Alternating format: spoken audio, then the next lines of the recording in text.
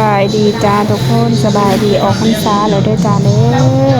ที่เห็นครูคนหลายนางสองขางนี่ก็คือล่อใส่บาตรจ้า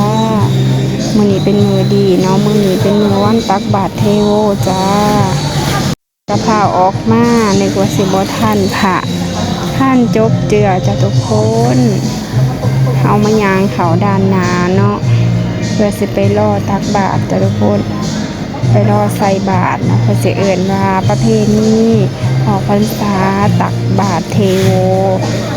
ก็คือบ้านเฮาประเทศลาวสิบ่มีเนาะแบบนี้บ้านเฮาสิเป็นมื้อวานบ้านเฮาก็คือใส่บาตรออกพรรษาอันนี้เป็นตักบาตรเด้อพระพุทธรูปเพิ่นก็สินำหนาแล้วก็สิมีพระสงฆ์หลายรูปแห้งจ้ะทุกคนมาถ่ายประชาชนใส่บาตรเนาะกับประมาณ40-50รูปเนาะทุกคนหลายคนก็สิแห่ลังไหลกันเนาะไปใส่บาตรเป็นมือดีวันดีอีกมือนึงเป็นมือที่พระพุทธเจ้าเพิ่นเสด็จลงมาจากสวรรค์สันพาเนาะเพื่อมารับอาหารมารับเครื่องไหว้นำญาติโยมทั้งหลายที่เพิ่นไปทำบุญกันมื้อนี้แต่ละคนเป็นประเพณีเพิ่นเราต่อกันมาเนาะพรจ้ะไปได้ยินมาแบบนี้ก็เลยเราไปแบบนี้จ้าผิดพลาดประการใดก็ต้องขอโทษขออภัยหลายๆเด้อจ้าเด้อก็คือดีใจหลายจ้ะทุกคนมื้อนี้วันนี้ได้มาตักบาตรน้ำเพิ่นเนาะออกมาได้6 โมงเช้าจ้ะทุกคนเกือบบ่ทันมาฮอดก็7 โมงครึ่งพอดีเนาะคนหลายแห้งจ้ะคนหลายแห้งเข้าไปทางในก็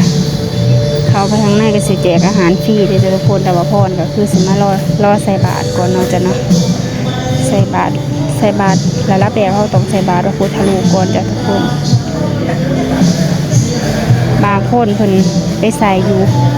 ยู่บนบาตรแต่ว่าพรใส่บ่ถึงนะพรก็สิหยอดตู้อยู่ดุมค่ะหยอดไปแล้วพรก็จะเอาดอกไม้วางใส่แล้วก็สิมีสุ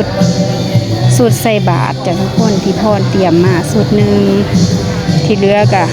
ถาใส่พระสงฆ์เนาะจ้ะเนาะ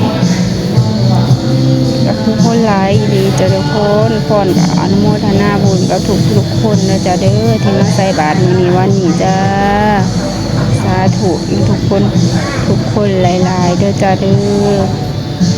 นี่จ้าทุกคนหลายบ่คือคนหลายแห้งเนาะ